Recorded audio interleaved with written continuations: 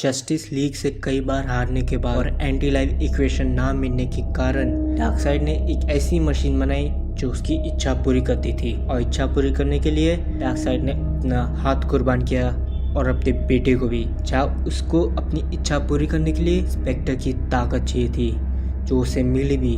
जिसके बाद जब डार्कसाइड एक बार दोबारा जस्टिस लीग से लड़ा तो इस बार वो मारा गया। पर डार्कसाइड की मौत बस एक शुरुआत थी। डार्कसाइड के मरने पर डार्कसाइड की ताकत और बढ़ गई, जहाँ इस बार डार्कसाइड ने पूरे ब्रह्मांड को फिर से रचा और एक ऐसा ब्रह्मांड बनाया जहाँ होप, अच्छाई एग्जिस्ट नहीं करती, जहाँ सिर्फ पेन और सफरिंग होती है। A absolute universe. Stranded in the open, dried out tears of sorrow, lacking all emotion, staring down the barrel, waiting for the final gates to open to a new tomorrow.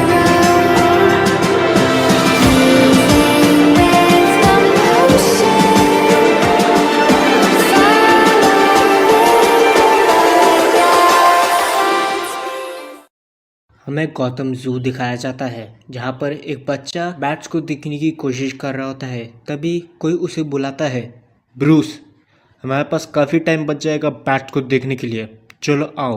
तभी हम देखते हैं कि Thomas when अपने class के बच्चों को इकट्ठा कर रहा होता है और स्कूल पिकनिक को कंटिन्यू करता है। जिसके बाद हमें गौतम शहर दिखाया जाता है, चमकता हुआ अंधेरे में, जहाँ पर एक बाइक में सवार राइडर गौतम सिटी के अंदर आता है दोबारा। हेलो गौतम सिटी, क्या हाल है? मुझे दिख रहा है तुम बदल गए हो, लंबे चमकते हैं बिल्डिंग, बट मैं सच्चाई जानता हूँ। आज भी जब इन सड़कों पे निकलता हूँ, अंधेरे में खड़े उन क्रिमिनल्स को मैं देख सकता हूँ, तैयार खड़े हैं कि कब यहाँ से कोई बंदा गुजरे और वो उनको डराए, धमकाए और उनसे पैसे छीने। मैं जानता हूँ तुम कैसे हो गौतम, मैं शुरू से जानता हूँ। तभी हम देखते हैं कि वो बंदा अपनी बाइक को एक बिल्डिंग के पास रोकता है और अपना हेलमेट उतारता है। मेरा नाम है एल्फ्रेड पेनीवर्थ और मैं यहाँ अच्छे काम के लिए बिल्कुल नहीं आया। जिसके बाद हमें दिखाया जाता है कि एल्फ्रेड नज़दीकी खुले एक स्टोर में जाता है, जहाँ पर हमें बताया जाता है कि एल्फ्रेड उस स्टोर के मालिक का बहुत अच्छा दोस्त है। जहाँ उस स्टोर का मालिक एल्फ्रेड से कहता भी है, पुराने दोस्त, अगर मैं तुम्हारी जगह होता तो अपनी बाइक को ऐसे खुले में नहीं छोड़ के जाता। और एल्फ्रेड ये सुनने के साथ एक चाय पत्ती का पैकेट लेता है और अपनी बाइक को चेन से बांधकर अपने सेफ हाउस की तरफ बढ़ने लगता है। जहाँ पर एल्फ्रेड अपने सेफ हाउस को आई स्कैनर के जरिए खोलता है और अंदर घुसते ही एल्फ्रेड अपने कोट और बंदूक को साइड में रखता है और एक कप चाय बनाने लगता है। और चाय बनाने के बाद एल्फ्रेड अपना फ़ोन उठाता है और एक कॉल करने लगता है। हे जूलिया, मैं कुछ टाइम के लिए गौतम शहर आया हूँ। मुझे पता नहीं तुम इस शहर में अभी भी रहती हो या नहीं रहती, लेकिन अगर तुम रहती हो तो मुझे खुशी होगी अगर तुम अपने इस बूढ़े बाप से मिलो। अगर मैसेज मिले तो मुझे कॉल करना। और ये कहते ही एल्फ्रेड अपना कॉल रख देता है और एक चाय की सिप लेने के बाद एल्फ्रेड अपना लैपटॉप खोलता है और लॉगिन करता है। और लॉगिन करने के बाद कुछ देर के बाद एक आवाज़ आती है, क्या ये लाइन सिक्योर है? एल्फ्रेड कहता है, हाँ ये लाइन सिक्योर है। अब बताओ कि तुमने मुझे क्यों दोबारा इस शहर में बुलाया? जिसके बाद सामने से रिप्लाई आता है, पिछले 3 महीने में पार्टी एनिमल्स नाम का ये ग्रुप गौतम शहर में बहुत ज़्यादा क्राइम कर रहा है। इन्होंने गौतम शहर का क्राइम रेट बहुत ज़्यादा बढ़ा दिया है, 700% बढ़ा दिया है। जो सुनने के बाद एल्फ्रेड कहता है, सो मुझे इन पार्टी एनिमल्स को निपटाना है। सामने से रिप्लाई आता है कि नहीं, तुम्हें बस इन पे नज़र रखनी है। एल्फ्रेड थोड़ा भड़कता है और कहता है, बस नजर रखनी है? ये काम तुम किसी और से भी करवा सकते थे। पिछले काम में मैं 3 महीने से एक बंदे का पीछा कर रहा था और सिंगापुर में वो बंदा मेरे हाथ बस आ ही गया था और तुमने बस नजर रखने के लिए मुझे दोबारा इस शहर में भेजा है। सामने से रिप्लाई आता है, हाँ सिर्फ नज़र रखने के लिए तुम्हें यहाँ बुलाया है, क्योंकि इस खेल में एक नया बंदा घुस गया है जो अब तक हमारे कॉन्ट्रैक्ट से भी छूटा हुआ है। अब तक हम बस उसकी यही एक फोटो ले पाए हैं। फोटो दिखाते ही वो बंदा कहता है अगर तुम्हें ये बंदा दिखे तो तुम इस बंदे के साथ जो चाहे वो कर सकते हो। ये सुनने के बाद अल्फ्रेड अपनी चाय को खत्म करता है, अपना कोट और अपना बंदूक उठाता है और अपने बाइक की तरफ बढ़ता है। बिल्डिंग से बाहर निकलते ही अल्फ्रेड देखता है कि उसकी बाइक चोरी हो चुकी है और अल्फ्रेड दबी हुई जबान से कहता है मैं इस शहर से नफरत करता हूँ। जिसके बाद अगले दिन हमें क्रॉक्स जिम दिखाया जाता है, जहाँ पर एक बंदा एक बड़े से बॉक्सिंग बैग पे अपने मुख के बरसाते हुए दिखाई देता है, जहाँ पर वो बंदा खुद से बात कर रहा होता है और कहता है आज रात ये तुम्हारा शहर है, तुम दिखाओगे उसे कि तुम कितने स्ट्रांग हो। और ये कहते हुए वो अपने मुक्के को उन बड़े से बॉक्सिंग बैग पे ठोक रहा होता है और तभी आवाज़ आती है कि अब मैं कोशिश करूं। तभी वो बंदा देखता है कि एक बड़ा सा आदमी उसके पास आया है और अपनी डाइन मांग रहा है और वो कहता है ओह सॉरी ब्रूस, वो मैं थोड़ा सा प्रैक्टिस कर रहा था। वो क्या है आज मेरी डेट है और तुम्हें तो पता है ये शहर कैसा है। जिसके बदले में ब्रूस कहता है समझ सकता हूँ पर मुझ पे यकीन करो प्यार हवा में रहता है, क्या अब मैं अपनी डाइन ले सकता हूँ। जिसके बाद हमें ब्रूस अपने भारी मुक्कों से पंच करते हुए दिखाया जाता है और बॉक्सिंग बैग पे अपने मुक्कों की बरसात करते हुए ब्रूस अपने बचपन की यादों को याद करता है। तब जब ब्रूस अपने पिता के साथ स्कूल पिकनिक में गौतम जू गया था, जहाँ पर शेर को देखते हुए ब्रूस एक जोक मारता है इस शेर को देखो, ये दिन में 20 घंटे सोता है और 3 बार इसे खाना मिलता है, इसे कोई चिंता नहीं है असली दुनिया की और इसे स्कूल भी नहीं जाना पड़ता। ये सुनते ही उसके बाजू में खड़ा थॉमस वेन कहते हैं और तुम ये भी देख सकते हो कि ये पिंजरे में कैद है, बाकी हमारी तरह खुला। जो सुनते ही ब्रूस कहता है मैं बस मजाक कर रहा था टीचर। और थॉमस वेन कहते हैं मैं भी मजाक कर रहा हूँ। सो तुम आज रात मूवी के लिए तैयार हो? जो सुन के ब्रूस कहता है आपका मतलब 3 घंटे की वो मूवी जो मुझे सुला देगी। जो सुनते ही उसके पिता कहते हैं मूवी बिल्कुल भी बोरिंग नहीं होगी, मैं कह चुका हूँ तुम्हें और तुम्हारी माँ को। और ये कहते हुए बाजू से एक बंदूक चलने की आवाज़ आती है और थॉमस वेन कहता है ओह गॉड। तभी सीन कट होता है और हमें प्रेजेंट का टाइम दिखाया जाता है, जहाँ पर ब्रूस ने बॉक्सिंग बैग को इतने जोर से पंच किया कि वो फट गया और उसके अंदर की सारी मिट्टी जमीन पे गिर गई। जो देखकर जिम का ओनर वेडलैंड कहता है ब्रूस अगर तुम ऐसे ही जिम के सामान को तोड़ते रहोगे तो मेरे को तुमसे पैसे लेने पड़ेंगे। ब्रूस अपने जिम बैग को उठाते हुए कहता है सॉरी वेडलैंड, गलती से हो गया, इसके पैसे मैं दे दूंगा, मैं वादा करता हूँ। वेडलैंड कहता है ओ अच्छा, तब तो बैग के 90 और मिट्टी का $30 हुआ।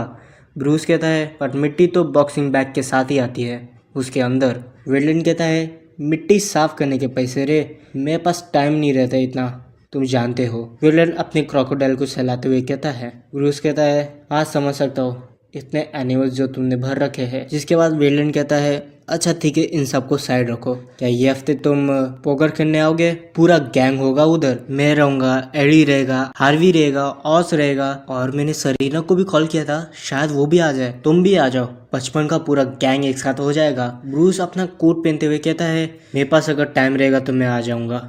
जो सुन के विलन कहता है अच्छा ठीक है, लेकिन कल हो रहे मैर पार्टी एनिमल्स को लेके जो स्पीच सुनाने वाले कल उसमें तो होगे ना। पार्टी एनिमल्स शहर में बहुत उथल पुथल कर रहे हैं, हम सब मेयर से उसके बारे में कंप्लेन करेंगे। आखिर इस शहर में जो हो रहा है उसको लेके किसी को कुछ तो करना पड़ेगा ना। ब्रूस दरवाजा खोलते हुए कहता है हाँ ठीक है समझ गया और चला जाता है। जहाँ पर विलन कहता है हे ब्रूस, मैं तुमसे बात कर रहा हूँ, तुम ठीक तो हो ना? जहाँ ये कहते हुए ब्रूस वहाँ से चला जाता है और विलन ज़मीन पे बिखरे हुई मिट्टी को साफ करने चला जाता है। जहाँ पर हमें एक फ़ोटो दिखाई जाती है, जिस फोटो में हमें ब्रूस और उसके बचपन के सारे दोस्त एक साथ दिखते हैं हंसते हुए। जिसके बाद रात में हमें एक बड़ी सी यॉट दिखाई जाती है, जिस यॉट में क्राइम सिंडिकेट के 2 सबसे बड़े नाम फैल्कोनी और मरोनी पार्टी एनिमल गैंग के लीडर के सामने बैठे रहते हैं। और उसी यॉट के पूल में एक बच्चा जिसने एनिमल पार्टी का मास्क पहना है और एक वुमन जिसने भी पार्टी एनिमल का मास्क पहना है, और वही बाजू में एक डीजे होता है जिस डीजे को बजा रहा बंदा भी पार्टी एनिमल गैंग का मास्क पहना होता है। जहाँ मरोनी पार्टी एनिमल गैंग के लीडर से बात करता है, जहाँ वो कहता है सो तुम्हारा नाम रोमन है और तुम हो इस पार्टी एनिमल गैंग के लीडर। और ये कहते ही वो भड़कता है और कहता है शायद तुम्हें पता नहीं, लेकिन गौतम में क्राइम करने के कुछ रूल है, जिनमें से सबसे बड़ा रूल है हमसे पंगा नहीं लेना। और इसी बीच पूल से वो वुमन आती है एक रोब पहनते हुए और कहती है हनी इन्हें वो मास्क क्यों नहीं दिखाते, शायद ये खुश हो जाए। उसके साथ में वो बच्चा भी होता है जो खुद को टॉवल से ढकता है। जिसके बाद रोमन पीछे मुड़ता है और कहता है, ओ हाँ हनी, तुम सही कह रहे हो, ये खुश हो जाएंगे। जिसके बाद वो फैल्कोनी और मरूनी को कहता है कि जरा पीछे मुड़ के देखिए। और जब वो पीछे मुड़ते हैं तो एक लाल रंग की लाइट चालू होती है और उन्हें एक ग्लास के बॉक्स में एक मास्क मिलता है। रोमन कहता है, तुम्हारे सामने जो मास्क है ये एक असली इंसान का चेहरा है जिसको मारने के बाद उसे अच्छे से साफ करके सजाया है। और ये कहने के बाद एक एक करके वहाँ के लाइट्स चालू होने लगते हैं। फैल्कोनी हैरान हो जाता है क्योंकि अगली लाइट जो चालू होती है उसमें उसका भाई होता है। और तभी फैल्कोनी नोटिस करता है कि उसके पीछे था वो बच्चा फैल्कोनी की दोनों आंखों में चाकू घुसा देता है और उसे मार देता है। ये देखकर मरोनी दबाने लगता है। और ये सब देखते हुए रोमन और उसकी वाइफ शैंपेन पी रहे होते हैं और डीजे चलाने वाले बंदे को गाने की आवाज़ बढ़ाने कहते हैं। और अगले दिन पार्टी एनिमल्स अपने क्राइम को करना चालू करते हैं। जिसके बाद हमें न्यूज़ रिपोर्टर्स दिखाए जाते हैं पार्टी एनिमल्स को क्राइम को कवर करते हुए। जहाँ पर एक न्यूज़ रिपोर्टर कहता है कि हम जो फुटेज दिखाने वाले हैं उन्हें आप ये बच्चों को ना ही दिखाए तो अच्छा होगा। और वही दूसरी न्यूज़ रिपोर्टर कहती है कि गौतम को हो रहे क्राइम में कोई है जिसको बचा सकता है। और वही तीसरा न्यूज़ रिपोर्टर कहता है कि मेयर जिम गॉर्डन ने इमरजेंसी डिक्लेयर की है इन पार्टी एनिमल्स की वजह से। फिर हमें ब्रूस वेन दिखाया जाता है एक बिल्डिंग के टॉप पे खड़े हुए अपने सूट को पहने हुए। और ब्रूस वेन ढलते हुए सूरज के साथ अपने मास्क को पहनता है। उस बिल्डिंग के रूफ टॉप से ग्लाइड करते हुए जाता है। अगले दिन टाउन हॉल मीटिंग में मेयर जिम गॉर्डन वहाँ खड़े सभी लोगों को कहते हैं कि वो पूरी कोशिश कर रहे हैं कि पार्टी एनिमल्स को जितना जल्दी हो सके उतना जल्दी पकड़ा जाए और उन्हें सलाखों के पीछे डाला जाए। तभी वहाँ खड़े रिपोर्टर्स में से एक खड़ा होता है और कहता है, मेयर बनने के बाद आप क्राइम को उतना सीरियसली नहीं ले रहे जितना सीरियसली लिया करते थे। आप पहले पुलिस में थे और पुलिस में आपने जो काम किया था उसी भरोसे की वजह से आपको एज अ मेयर चुना गया था। जहाँ मीटिंग में ये सब चल ही रहा होता है वही बाहर सिटी हॉल की थोड़ी सी दूरी के बिल्डिंग की छत पर एल्फ्रेड खड़े होकर देखता है कि पार्टी एनिमल्स का एक ग्रुप हथियार लेके सिटी हॉल की तरफ बढ़ रहा है। जहाँ एल्फ्रेड अपने हैंडलर को कॉल करता है और कहता है, पार्टी एनिमल्स सिटी हॉल की तरफ बढ़ रहे हैं, बहुत से लोगों की जान जा सकती है, क्या मैं उन्हें रोक सकता हूँ? सामने से रिप्लाई आता है, नहीं, तुम्हारा काम है सिर्फ देखना। और वही सिटी हॉल के अंदर हालात ज़्यादा ठीक नहीं थे। सारे इंटरव्यूज झगड़ रहे थे मेयर से कि वो ठीक से काम नहीं कर रहे। तभी एक लेडी ऑडियंस में से उठती है और रिपोर्टर्स की तरफ देखती है और कहती है, आखिर हो क्या गया है, जरा देखो खुद की तरफ। एक दूसरे पे इल्जाम लगा रहे हैं एक दूसरे की मदद करने की बजाय। मैं मेयर के साथ काम करती हूँ और मैंने देखा है दिन रात मेयर को काम करते हुए, उन पार्टी एनिमल्स वालों को रोकने के लिए सोचते हुए, ऑर्डर्स देते हुए, और एक तरफ तुम लोगों को मदद करने के बजाय इंजाम लगा रहे हो। जहाँ वो लेडी ये सब कह ही रही होती है तभी दरवाजा खुलता है और एक ग्रेनेड आके फटता है और हथियारों से लैस पार्टी एनिमल्स के कुछ बंदे अंदर घुसते हैं, लोगों पे निशाना लगाना चालू करते हैं। और तभी मेयर गॉर्डन कहते हैं, हे इधर, तुम्हें मैं चाहिए, मेरी तरफ देखो।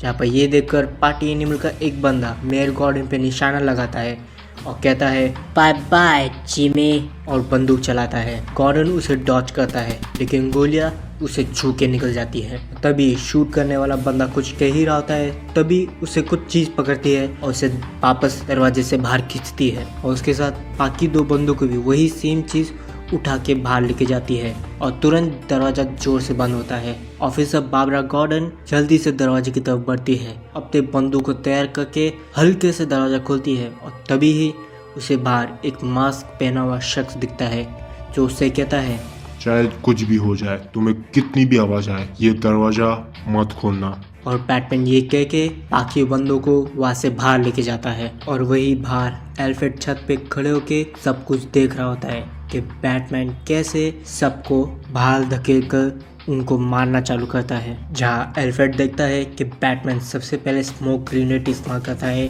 ताकि कोई उसे देख ना पाए, लेकिन पार्टी एनिमल्स अंधाधुंध गोलियां चलाना चालू करते हैं। लेकिन इससे पहले गोलियां बैटमैन को लगती, बैटमैन तेजी से पार्टी एनिमल्स के ग्रुप के बीच में जाता है और उनको अपने मुक्के और लातों से बेहोश करना चालू करता है, जहाँ पार्टी एनिमल्स नोटिस करते हैं कि बैटमैन अपनी केप को जितना ज़्यादा खींचता है वो उतना ज़्यादा मजबूत होता है। जहाँ बैटमैन अपनी केप को एक हथियार की तरह इस्तेमाल करके पार्टी एनिमल्स के बंदूक को अपनी तरफ ला के उनको बेहोश करता है। जहाँ बैटमैन पार्टी एनिमल्स के पहले ग्रुप को बेहोश करता है और वही पार्टी एनिमल्स का दूसरा ग्रुप बैटमैन की तरफ बढ़ता है। जहाँ बैटमैन भी उनकी तरफ बढ़ना चालू करता है। जहाँ बैटमैन अपने मास्क में बने हुए कान को पकड़ता है और उन्हें खींचता है और रिवील होता है कि उन कान में ब्लेड्स लगे हुए हैं। जहाँ बैटमैन उन ब्लेड्स से पार्टी एनिमल्स के सेकंड ग्रुप को काटना चालू करता है।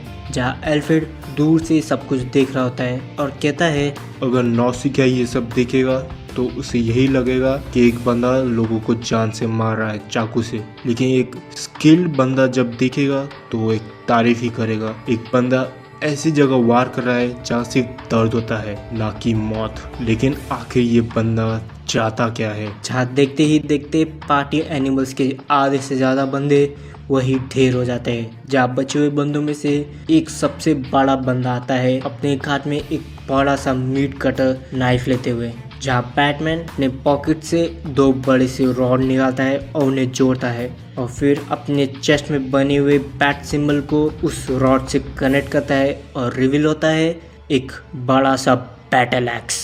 बट वो बैटल एक्स देखकर वो आदमी बिल्कुल नहीं घबराता और गुस्से से बैटमैन की तरफ बढ़ता है उस पर हमला करने के लिए।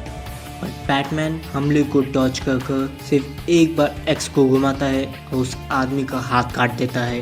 जहाँ आदमी अपने कटे हुए हाथ को पकड़कर जोर से चिल्लाता है मेरा हाथ, मेरा हाथ। जहाँ बैटमैन कहता है मैंने सुना था कि डॉक्टर्स हाथ को जोड़ सकते हैं। यहाँ से 3 ही ब्लॉक्स दूर एक हॉस्पिटल है, यहाँ से ईस्ट की तरफ, या फिर वो वेस्ट था। जहाँ बैटमैन ये कहते हुए बचे हुए पार्टी एनिमल्स के ग्रुप की तरफ देखता है। जहाँ वो ग्रुप वहाँ से भागने लगता है। छत पे खड़ा हुआ एल्फ्रेड कहता है लाजवाब, लेकिन अगर ये इस सब में माहिर होता तो उन सीढ़ियों पे पहले से जाल बिछा के रखता। जहाँ एल्फ्रेड ये कहता ही है तभी बैटमैन अपने पॉकेट से एक डेटोनेटर निकालता है और उस बटन को दबाता है और तभी ही पार्टी एनिमल्स के बंदे जहाँ से भाग रहे थे उसी जमीन के नीचे लगे हुए ग्रेनेड फटते हैं। जहाँ आसपास के इलाका धुएं और मिट्टी से ढक जाता है, जिस चीज़ को एल्फ्रेड एक मौका समझकर अपनी बंदूक लेकर बैटल ग्राउंड की तरफ बढ़ता है। जहाँ एल्फ्रेड बिना कोई आवाज किए दबे पाव वहाँ मौजूद घायल और बेहोश पार्टी एनिमल्स के बीच में से जाते हुए एल्फ्रेड बैटमैन को देखता है जो एक पार्टी एनिमल्स के मुंह से उसका मास्क निकाल ही रहा होता है। तभी एल्फ्रेड बैटमैन के पीछे आता है और अपनी बंदूक को बैटमैन के ऊपर एम कर उसे लोड करता है और कहता है ये आवाज सुनी बच्चे, ये आवाज है DC-34 ऑटोमेटिक शॉटगन की। बस मुझे एक ट्रिगर दबाने की देर है और तुम्हारा भेजा लगभग 30 सेंटीमीटर दूर तक फैल जाएगा और तुम्हें आग झपकाने का भी मौका नहीं मिलेगा। सो बिना कोई हलचल किए पीछे मुड़ बच्चे। और ये कहते ही बैटमैन एल्फ्रेड को एक लात मारता है और एल्फ्रेड की शॉटगन को लेकर कहता है सुनने में बहुत खतरनाक लगता है। और एल्फ्रेड खुद को जैसे तैसे संभालता ही है तभी एल्फ्रेड नोटिस करता है कि बैटमैन वहाँ से गायब हो चुका है। और अगले कुछ दिन एल्फ्रेड सिर्फ एक ही चीज़ पता लगाने में लगता है कि आखिर कौन है बैटमैन, और एल्फ्रेड को ज़्यादा टाइम भी नहीं लगता पता लगाने में। आखिर किसने सोचा था आखिर एक 24 साल का लड़का एक मास्क विजिलेंटी बैटमैन बनेगा, जिसकी माँ एक सोशल वर्कर है और उसके पिता एक स्कूल टीचर। तभी हम देखते हैं ब्रूस को एक कंस्ट्रक्शन साइट में काम करते हुए, जहाँ पर ब्रूस अपने काम को खत्म करके वहाँ से निकलने लगता है। जहाँ ब्रूस मेट्रो स्टेशन से होते हुए गौतम जू में जाता है, जहाँ पर ब्रूस वहाँ मौजूद एक फूल को तोड़ता है और तभी हमें एक बंदूक चलने की आवाज़ सुनाई देती है। और तभी हमें थॉमस वेन दिखाई देते हैं जो बच्चों को कहते हैं जल्दी जल्दी बच्चों बैट हाउस की तरफ बढ़ो। तभी फिर से आवाज़ आती है बैंग, और थॉमस वेन सारे बच्चों को बैट हाउस के अंदर डालता है और दरवाज़ा बंद करने लगता है। और वही मौजूद ब्रूस कहता है डैड डैड आप अंदर नहीं आ रहे डैड। और थॉमस वेन दरवाज़ा बंद करते हुए कहते हैं ब्रूस चाहे कुछ भी हो जाए दरवाज़ा मत खोलना। और हमें फिर से आवाज़ आती है बैंग, और तभी हम एल्फ्रेड को उसी गौतम जू में देखते हैं जहाँ पर ब्रूस था। अपने पिता के मौत के बाद ब्रूस काफ़ी टाइम तक खोया हुआ रहा।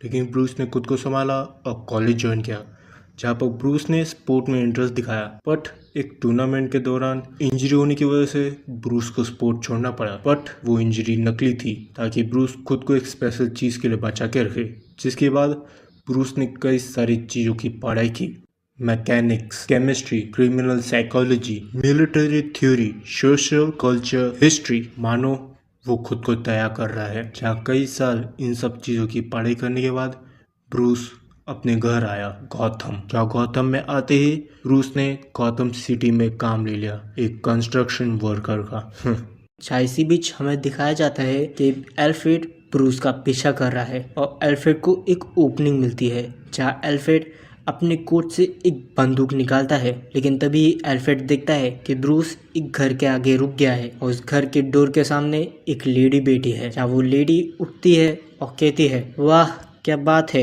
एक बेटे ने अपनी माँ को 1 घंटा इंतजार करवाया, वो भी गौतम के सड़क में, क्या बात है। जिसके बाद ब्रूस कहता है, माफ करना माँ, मैं लेट हो गया, मैं जू गया था। वैसे मैंने सुना कल सिटी हॉल में क्या हुआ, आप ठीक तो हो ना। जहाँ ब्रूस अपनी माँ के कंधे में हाथ रखते हुए कहता है, हाँ मैं बिल्कुल ठीक हूँ, मुझे कुछ नहीं हुआ ब्रूस। जहाँ मार्था वेन अपने बेटे को गले लगाते हुए अपने घर के अंदर ले जाती है, जहाँ पर एल्फ्रेड सड़क के उस पार अंधेरे में सब कुछ देखता है, एक बंदूक को हाथ में रखे हुए। जहाँ एल्फ्रेड एक माँ के सामने उसके बेटे को नहीं मारना चाहता था। जिसके बाद सीन बदलता है जहाँ हमें उसी रात 4 स्काईस्क्रेपर बिल्डिंग दिखाई जाती है, जिनमें से एक बिल्डिंग के टॉप पर ब्रूस ने अपना हाइडआउट बनाया होता है। जहाँ अपने हाइडआउट में एक बिल्डिंग के टॉप पर ब्रूस अपने कंप्यूटर में कुछ रिकॉर्ड कर रहा होता है। जहाँ ब्रूस कहता है, मैंने जितना सोचा था ये मास्क वैसा बिल्कुल नहीं है, देखने में ऐसा लगता है कि ये बस एक चेहरा छुपाने वाला मास्क है, लेकिन जब मैंने इस मास्क को देखा मैं समझ गया ये मास्क से कुछ ज़्यादा ही है। जहाँ मैंने इसे जब खोने की कोशिश की, इसके अंदर के सारे सर्किट और अचानक ब्रूस चुप हो जाता है। मान लो ब्रूस ने कुछ नोटिस किया कि कोई उसके पीछे है। ब्रूस रिकॉर्डिंग बंद करता है और अपने मास्क को पहनता है, क्योंकि एल्फ्रेड उसके हाइडआउट में आ गया था। जहाँ एल्फ्रेड परछाइयों में छुपता है और कहता है, लाजवाब बच्चे, ऐसे बिल्डिंगों के टॉप में अपना हाइडआउट बनाना, जो जगह सिर्फ और सिर्फ गौतम के अमीर लोग खरीदते हैं और खरीदने के बाद भूल जाते हैं और खरीदने के बाद जगह को इस्तेमाल ही नहीं करते, क्योंकि ये जगह उन्होंने अपने काले धन से खरीदा होता है और तुम ये बात जानते थे क्योंकि तुम उनके लिए ही काम करते हो। एल्फ्रेड अपनी बंदूक को लोड करते हुए कहता है और एल्फ्रेड अंधेरे से निकलता है बैटमैन के ऊपर शूट करने के लिए। लेकिन एल्फ्रेड देखता है अपने सामने बैटमैन को, वो भी उसके शॉटगन के साथ उसके ऊपर ताने हुए। मुझे मेरे ही शॉटगन से मारोगे? अब क्या वो तुम्हारे उस नॉन किलिंग रूल को? बंदूक मेरे को दे दो बच्चे, मैं जानता हूँ तुम खूनी नहीं हो उस आदमी की तरह जिसने तुम्हारे पिता को मारा। एल्फ्रेड बैटमैन की तरफ बढ़ने लगता है और बैटमैन एल्फ्रेड के ऊपर गोली चलाता है। क्या बात है, एक किलिंग वेपन को एक नॉन किलिंग वेपन में कन्वर्ट कर देना, समझदार हो हाँ। तभी बैटमैन कहता है, तुम एक लौते नहीं हो जो दूसरों पे नजर रखता है। और एल्फ्रेड को अपनी बाइक की आवाज़ सुनाई देती है और एल्फ्रेड जैसे ही उठता है, एल्फ्रेड देखता है बैटमैन को अपने बाइक के ऊपर सवार हुए। जहाँ पर बैटमैन एल्फ्रेड की बाइक को लेकर बिल्डिंग से कूद जाता है, एल्फ्रेड को उधर ही घायल छोड़े हुए। जहाँ एल्फ्रेड घायल था, दर्द में था, लेकिन जिंदा था, वो भी अपने चेहरे पे छोटे लेकिन नोकीले पैटर्न खाने के बाद भी। आखिर वो उस बाइक के साथ लैंड करेगा किधर?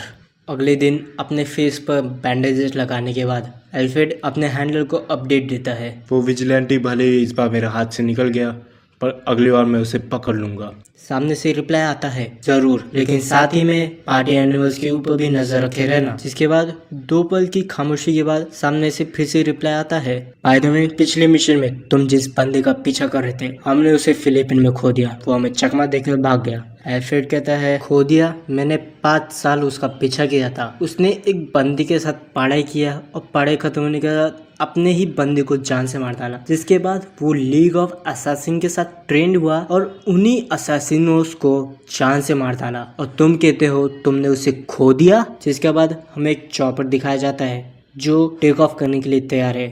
जहाँ उस चॉपर में बैठे हुए पायलट्स कहते हैं तो उसे सिर्फ सर बुलाना है, उसका कोई नाम नहीं है। उसका पार्टनर कहता है हाँ अगर तुम दुनिया के 30 रिचेस्ट पीपल में से एक हो तो तुम अपने पैसों से कुछ भी कर सकते हो। और बाय द वे चाहे कुछ भी हो जाए जोक मत मारना। क्या मतलब जोक मत मारना? तुमने सुना नहीं, वो आज तक कभी नहीं हंसा, एक सिंगल चीज में भी नहीं हंसा। जिसके बाद हमें दिखाया जाता है कि वो जिसके बारे में बात कर रहे हैं वो एक बंदे से हाथ मिलाने के बाद चॉपर की तरफ बढ़ने लगता है, जहाँ वो चॉपर में चढ़ता है। क्या मतलब वो आज तक कभी नहीं हंसा, एक बार भी नहीं हंसा वो? हाँ, वो एक बार भी नहीं हंसा। और इसी वजह से जो भी लोग उसे जानते हैं वो लोग उसे पीठ पीछे द जोकर बुलाते हैं।